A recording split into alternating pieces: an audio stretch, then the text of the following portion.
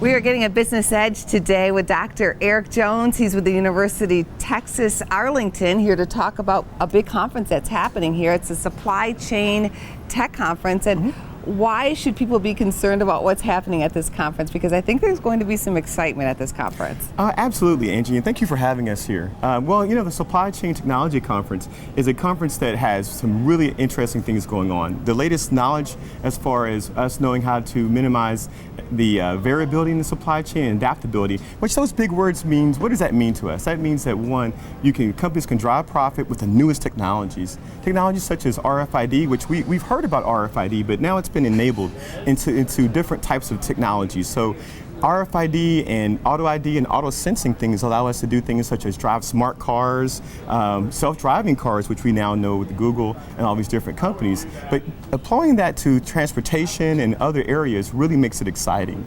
What are you hearing from companies? You talk about how they want to maybe cut down on prices, but they want more efficiency, maybe with fewer workers.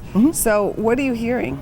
Well, I think we're hearing is things such as sensing and adaptability, for example, like with the Demand-Driven Institute, where they actually use sensing and adaptability to reduce that variation in what's happening in the supply chain. We have disruptions. For example, you know, if we have some type of bridge, or here in Chicago, all the queuing and all the different traffic challenges, how do you adapt that so that you still get people to where they want to get in an efficient manner, in a savings manner?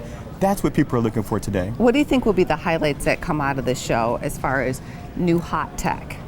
Well, I think something like the Experience Critical Supply Chain Project Management software will be very interesting. I think that we're going to see some ideas such as using tractor-trailer smart cars to minimize accidents. And also, I think lastly, there are going to be a lot of job opportunities for people who are in the technology field that want to work with these latest and greatest technologies. And so I think that's what the conference is going to bring for us. We definitely want to key in on that for a moment, because people are looking for jobs, but there's been such a push to find people who have a higher education to be able to fill those positions. So what are you seeing? A lot of positions, big demand, small supply, or is it starting to even out?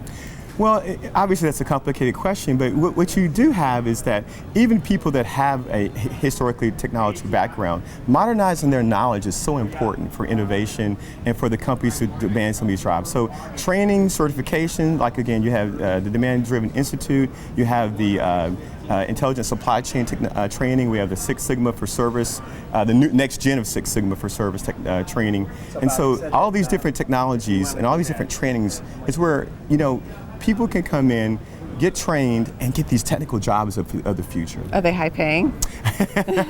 Well, I'll let the companies drive that, but they are, you know, more than what we've seen expected. You're looking at median income type of jobs, maybe median to a higher end. Do you think the crowds are getting larger at the supply chain conferences or smaller? Do you see growth happening across the board? Well, what we hope to see happen is that people that want those middle to higher paying jobs come in and get this new knowledge. Because again, in this economy today, if you don't have that new knowledge, then you're not going to compete for those higher end jobs. So what we're hoping is that we'll get more people out to know these technologies, to learn about these technologies, to drive the growth here in the United States. What sectors are needing the most in supply chain technology or efficiency? Well, here in the States, I would say what we call logistics, but you'll see it in healthcare, you're going to see it in sustainable cars, again, like we talk about manufacturing. Maybe warehousing with Amazon. Oh, absolutely. You know, we talk about logistics, but a lot of logistics is focused on warehousing. But it's something that's very exciting is procurement and collaboration. So again, these things are intertwined in the supply chain, but you know, warehousing, distribution, but also procurement. And we'll have more robots, I'm thinking, around. Am I right? Well, you definitely have robots, but we're not. We're not at. We're not. In the war zone where the robots run everything yet. I mean, we have to have people that know how to program the robots, and also like the self-driving cars.